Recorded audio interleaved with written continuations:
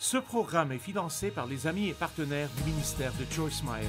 Le plan de Dieu nous dépasse lorsque nous traversons des situations difficiles. Et je sais que certains d'entre vous passent par des temps très difficiles et vous ne les comprenez pas, vous ne captez pas et ça ne semble pas être juste. Faites confiance à Dieu et faites-le bien.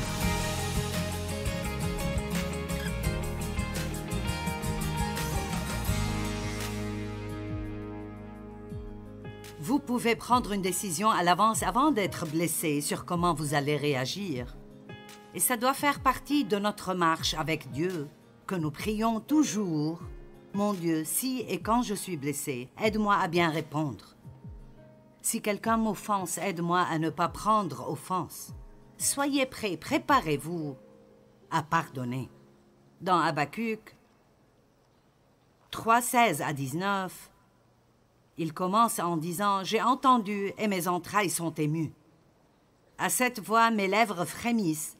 La pourriture est entrée en mes os et mes genoux chancellent. En silence, je dois attendre le jour de la détresse, le jour où l'oppresseur marchera contre le peuple. » Habacuc savait qu'ils allaient être envahis par un grand ennemi et il savait qu'il y avait des ennuis qui venaient. Et il était secoué et tremblé. Combien d'entre vous savent que parfois, disons que vous êtes allé chez le médecin et il vous appelle et veut que vous veniez dès que vous le pouvez. C'est comme « oh oh ». Vous allez avoir peur même avant d'arriver. Regardez bien la décision prise par Habacuc avant même que l'ennemi n'arrive. Car le figuier ne fleurira pas, la vigne ne produira rien. Le fruit de l'olivier manquera, les champs ne donneront pas de nourriture, les brebis disparaîtront du pâturage et il n'y aura plus de bœufs dans les étables. En d'autres termes, peu importe la gravité des problèmes, je choisirai de me réjouir en le Seigneur. Allez, nous pouvons décider à l'avance que, quoi qu'il arrive, nous allons nous réjouir du Seigneur. Est-ce que je peux vous dire quelque chose? Vous n'aimerez pas ça, mais c'est la vérité. Tout ne se passe pas toujours comme vous le souhaitez.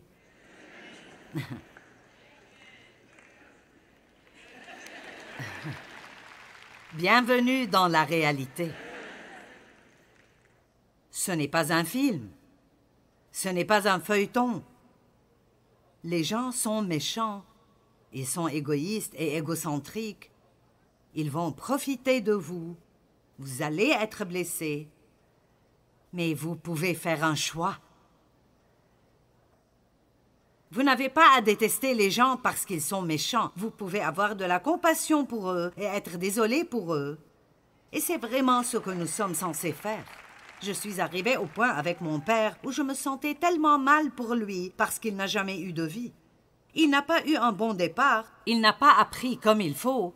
Et cela ne justifie pas ce qu'il a fait. Ce n'était pas bien et il le savait bien, mais il n'avait pas de vie. Quand il est mort, il n'y avait personne à ses funérailles, tout le monde s'en foutait, il ne manquait à personne. À la fin de sa vie, il n'avait que des regrets. Vous ne voulez pas avoir 90 ans et regarder en arrière et n'avoir que des regrets. Ayez quelque chose à vous rappeler dont vous pouvez être heureux. Toutefois, je veux me réjouir en l'Éternel, je veux me réjouir dans le Dieu de mon salut. L'Éternel, le Seigneur, est ma force. Il rend mes pieds semblables à ceux des biches et il me fait marcher sur mes lieux élevés. Et la Bible amplifiée dit que les lieux élevés sont défis et responsabilités. Allez, agissez comme si vous l'aviez compris.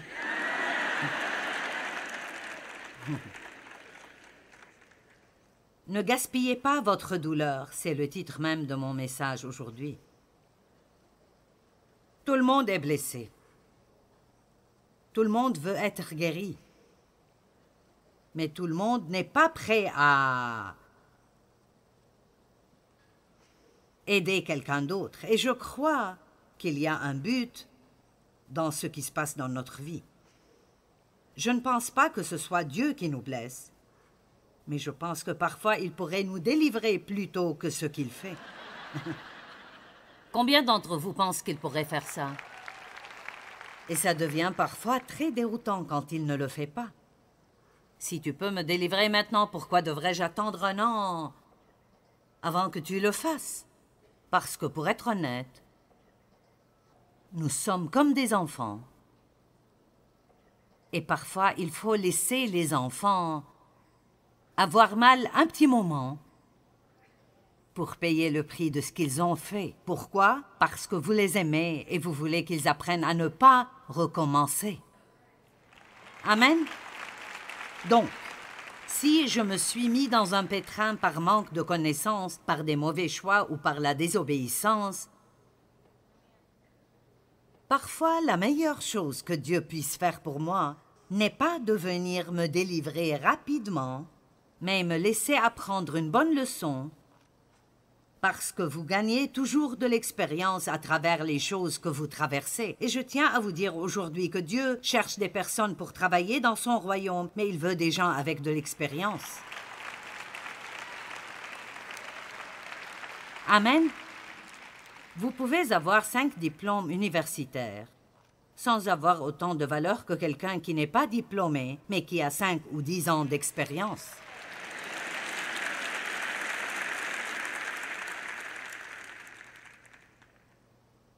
Eh bien, ma vie a été gaspillée. Ça n'a pas besoin d'être le cas.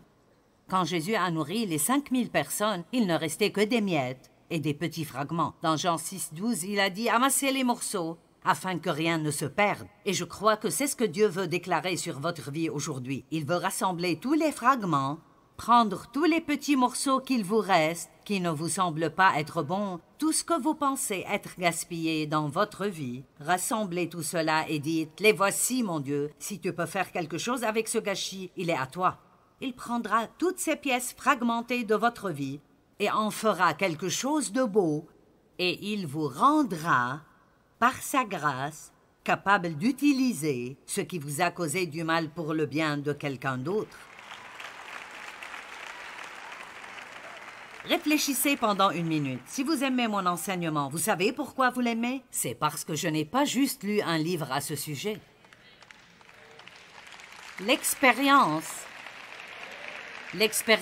est la différence entre la théologie sèche et morte et la prédication ointe.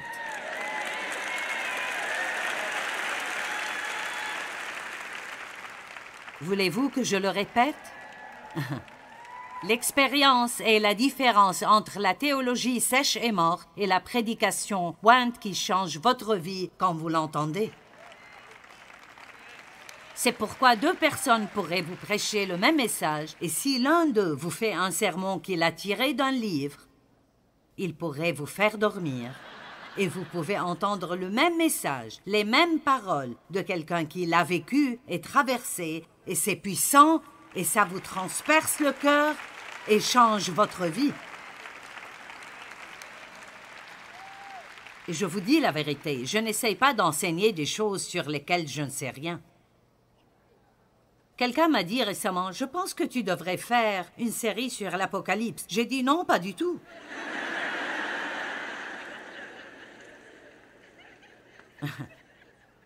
Je ne devrais pas.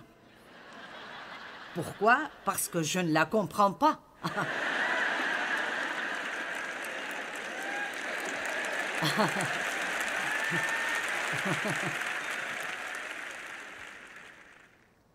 Et je sais que c'est important. Et j'ai lu l'Apocalypse parce que la Bible dit que vous êtes bénis quand vous le faites. Mais il existe 1000 théories différentes sur la fin des temps. Et je vais vous dire ce qu'est ma théorie. Être prêt à partir à tout moment.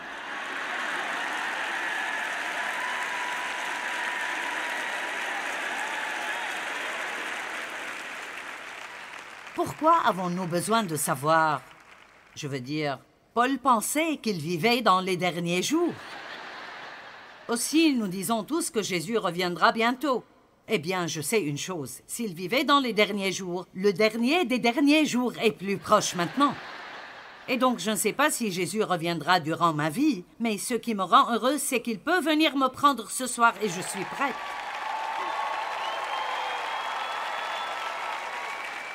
Et c'est comme ça que vous voulez vivre. Pas « Ah, j'espère que ce sera une de ces séries sur l'Apocalypse pour que je puisse savoir quand Jésus reviendra, pour que je puisse me préparer. Non, mes amis, il faut vivre prêt, pas nous préparer. Vivre prêt. N'ayez pas peur de mourir, soyez excités d'aller au paradis. C'est là que la vie commence vraiment. Et Jésus revient bientôt. Et ce n'est pas le moment de jouer et de ne pas faire ce que Dieu vous dit de faire. Et si ce n'est rien d'autre, nous pouvons commencer ici ce week-end en pardonnant à tous ceux qui nous ont blessés et en prenant une décision. Je ne vivrai pas ma vie en colère contre des gens qui me blessent et qui ne savent même pas ce qu'ils font. Je vais faire ce que Dieu dit et je vais prier pour eux parce que je ne veux pas qu'ils aillent en enfer. Je veux qu'ils soient sauvés et qu'ils aient une belle vie. Et quand vous commencez à le faire, le diable a intérêt à s'écarter parce qu'il ne peut plus vous contrôler.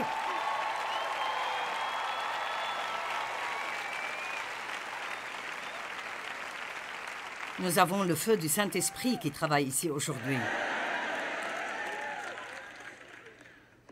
Maintenant, je suis au milieu de 20 messages et je ne sais pas ce que je fais. Laissez votre désordre devenir votre ministère. Je parlais à une fille l'autre jour et sa vie s'est avérée tellement différente de ce qu'elle pensait qu'elle serait.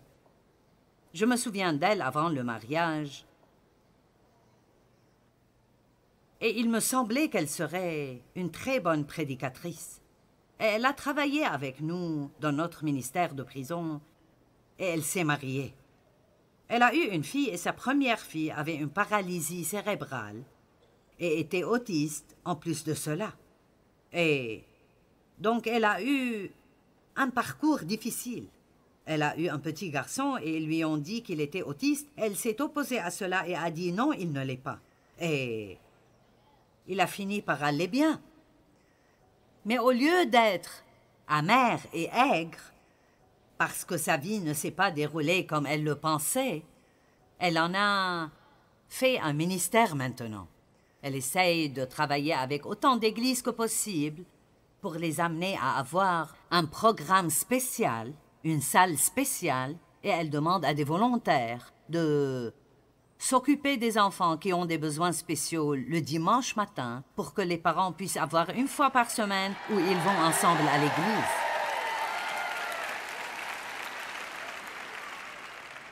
Parce que vous voyez, quand vous... Je ne sais pas comment c'est parce que je n'ai jamais traité avec ça. Mais elle prend... Quand vous prenez quelque chose de mauvais et vous le renversez et essayez de faire quelque chose de bien avec, ça atténue beaucoup.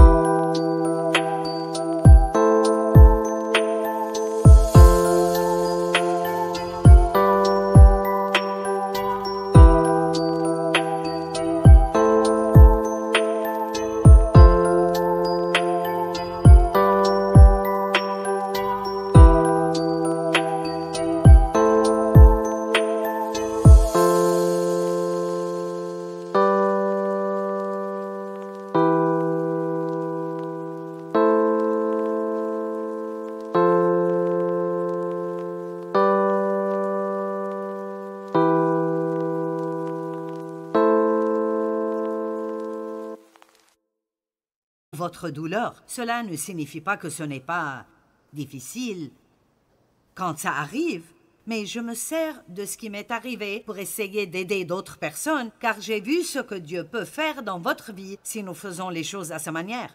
Le monde voit les choses différemment et ne comprend pas que vous pouvez vivre une tragédie et en sortir triomphalement et en fait meilleur que vous ne l'étiez avant de la traverser. C'est ce Dieu que nous servons.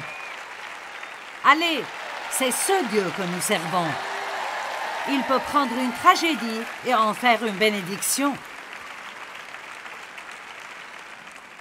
Vous voyez, il y a beaucoup de choses que je ne sais pas, mais je vous dis une chose que je sais et je la crois. Je ne fais pas que prêcher. Je crois que si nous voulons la volonté de Dieu et nous l'aimons, il prendra tout ce qui nous arrive et le fera marcher pour notre bien. Je crois cela. Certaines personnes qui travaillent pour moi, nous avons un petit dicton. Ça va bien finir. Ça va bien finir.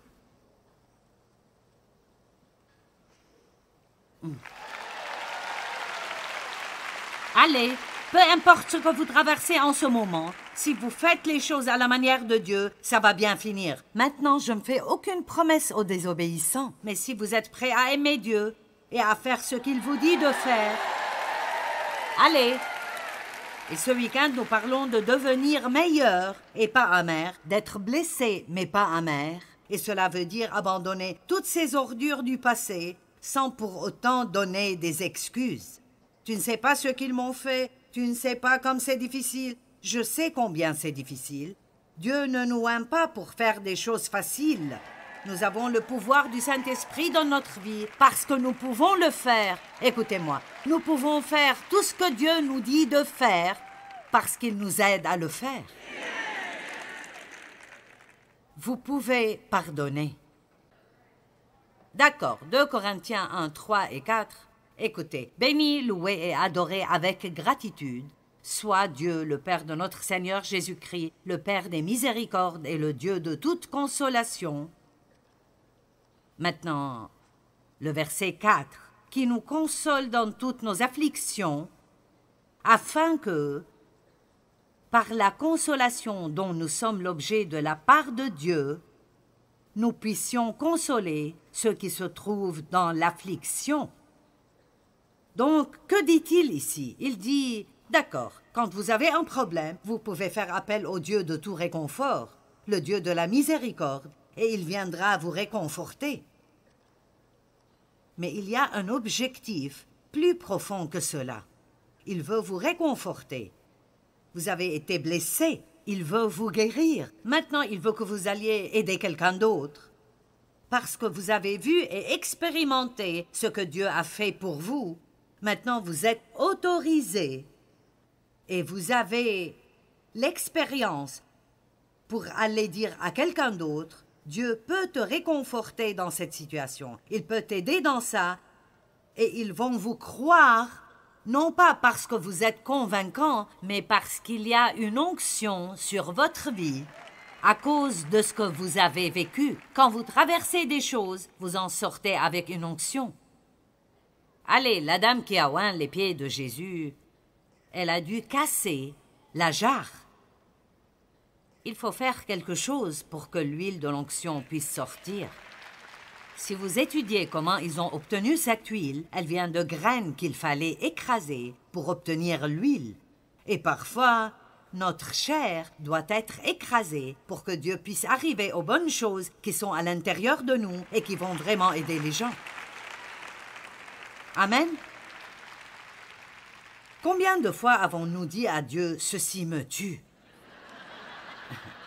Et un jour, j'ai enfin compris que c'est en fait vrai. C'est vraiment en train de me tuer pour que le Christ puisse vivre à travers moi. Vous m'entendez? Je ne peux pas supporter ça, si vous le pouvez. Sinon, vous ne le traverseriez pas. D'accord, Dieu vous réconforte. Et qu'attend-il de vous? Il s'attend à ce que vous réconfortiez quelqu'un d'autre. Dieu ne nous guérit pas juste pour que nous puissions nous sentir bien. Il a un plan pour vous. S'il n'y avait pas de plan pour vous, vous seriez déjà parti d'ici et allé à votre maison au paradis. Je me fiche de si vous êtes jeune ou de si vous êtes vieux. Dieu a un plan pour vous. Si vous êtes ici, Dieu a un plan pour vous. Et donc, au lieu de simplement attendre le prédicateur tout le temps, vous devez découvrir ce que Dieu veut que vous fassiez et vous mettre au travail. Et ce ne sera probablement pas un ministère de plateforme, et c'est une bonne chose. Mais écoutez-moi, chacun d'entre vous peut aider quelqu'un. Chacun d'entre vous peut aider quelqu'un. Chacun peut mettre un sourire sur le visage de quelqu'un. Vous pouvez améliorer la vie de quelqu'un, et alors vous serez si heureux que vous ne pouvez presque pas vous contrôler. Le plan de Dieu nous dépasse lorsque nous traversons des situations difficiles. Et je sais que certains d'entre vous passent par des temps très, très difficiles, et vous ne les comprenez pas, vous ne captez pas, et ça ne semble pas être juste. Faites confiance à Dieu, et faites le bien.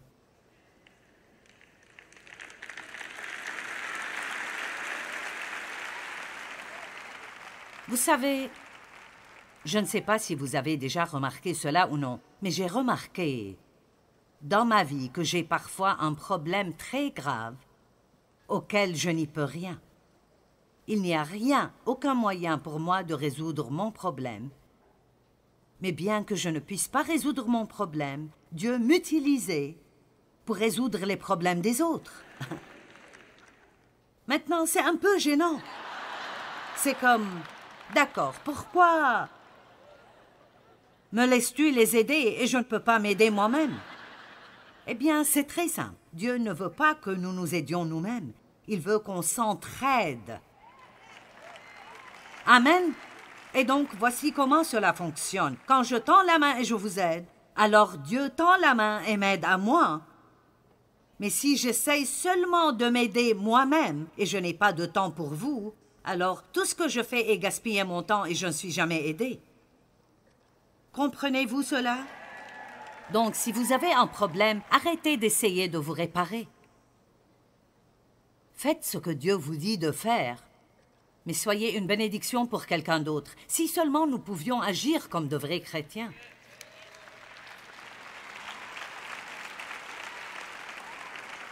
Je veux dire... Nous devons juste y arriver. Je vous donne un commandement nouveau. Aimez-vous les uns les autres, comme je vous ai aimés. C'est comme ça que le monde verra que vous êtes mes disciples. Comment pouvons-nous convaincre le monde?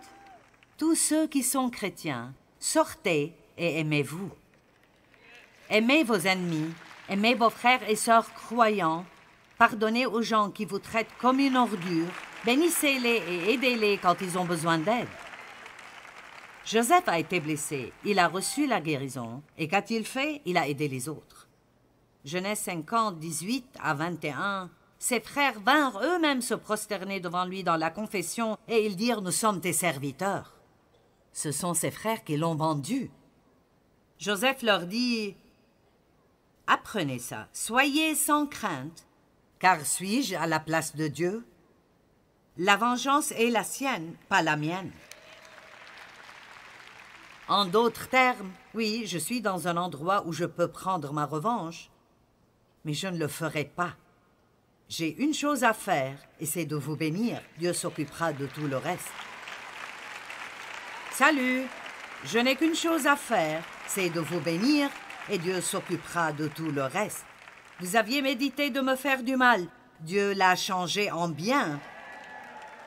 Écoutez le reste de ceci. Pour accomplir ce qui arrive aujourd'hui, pour sauver la vie à un peuple nombreux, Dieu a dû le mettre dans une position où il serait non seulement en mesure de le faire, mais où il aurait assez d'expérience pour gérer la maison du Pharaon pendant cette famine et ainsi pouvoir prendre soin de sa propre famille qu'il avait maltraitée. Allez, Dieu est tellement plus intelligent que nous. Ruth a été blessée quand son mari est décédé, et son beau-frère aussi. Et sa belle-mère, Naomi, était une Juive, et Ruth était une Moabite. Elle adorait Chemosh. Et donc, quand Naomi a décidé, maintenant que son mari était décédé, tout comme les maris de ses brus qui étaient ses fils, elle a décidé de retourner chez son peuple à Juda et elle a encouragé Ruth, une Moabite, à rentrer chez elle parce qu'elle a dit « Je suis pauvre, je n'ai rien à t'offrir, je ne peux pas prendre soin de toi. » Mais Ruth a choisi le chemin le plus dur. C'est difficile de trouver quelqu'un qui choisira le chemin le plus difficile. Moïse l'a fait. Il a déclaré qu'il préférait supporter les difficultés avec ses frères que de vivre comme fils de Pharaon. Il a quitté une vie luxurieuse pour faire ce que Dieu voulait qu'il fasse et être en mesure d'aider les gens. Ruth a choisi de rester avec sa belle-mère et il n'avait rien à manger. Elle devait glaner dans les champs pour avoir de quoi manger. Elle a choisi la voie difficile parce qu'elle croyait que c'était ce que Dieu voulait qu'elle fasse. Et elle a dit « Ton peuple sera mon peuple, ton Dieu sera mon Dieu. » Et elle a fini par épouser le type le plus riche du comté et faire partie de la lignée directe de Jésus-Christ. Pas mauvais comme récompense. Notre douleur peut avoir un but si nous sommes obéissants et nous faisons tout ce que Dieu nous montre de faire. Et ce n'est pas uniquement pour notre bien, mais aussi pour le bien de ceux qui nous entourent.